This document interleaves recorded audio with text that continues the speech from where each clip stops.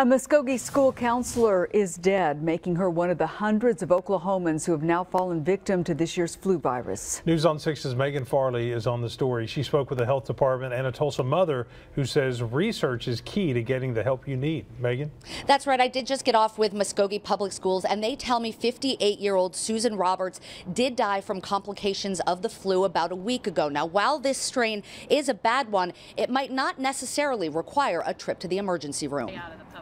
Sand Springs mother Dawn Rogers says it hit her 16-year-old son Garrett like a ton of bricks. He just starts getting pale and he's real quiet, and I knew then that he probably had the flu. As of Friday, the flu has killed 74 people, and in Tulsa County alone, 481 have been hospitalized. With parents hearing information like that on a regular basis, of course, there's going to be worry. You hear it, and so you can't help but think, and so you go to bed and then you wake up and you start treating him like he's an infant, and you go check on him every hour on the hour. Are you okay? Are you breathing? At that point, many people are rushing to the hospital or urgent care, but the Tulsa County Health Department says that's only necessary in certain cases. In most cases for healthy adults, flu, although it is a significant illness, is self-limiting. People will be feeling badly for about a week or so. But here are the signs you might need to make that trip to the hospital. If you have difficulty breathing, or if you have a change in consciousness, and if your fever will not go away regardless of what over-the-counter medicines you're taking. For Dawn, her son Garrett never got to that point, but she called her doctor right away. It's not anything to play with, but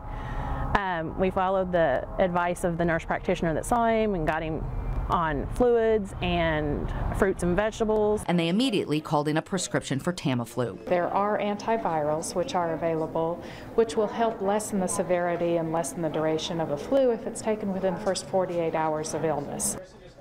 Also, it is not too late to get the flu shot. A number of physicians still have them available, and we've put all of that information on our website, newson6.com. Live on the scene on the story in Tulsa, Megan Farley, News on 6. A flu season this bad is raising the question of why each year's vaccine is different and why it doesn't always work. For more on that, we have a story on our News on 6 app.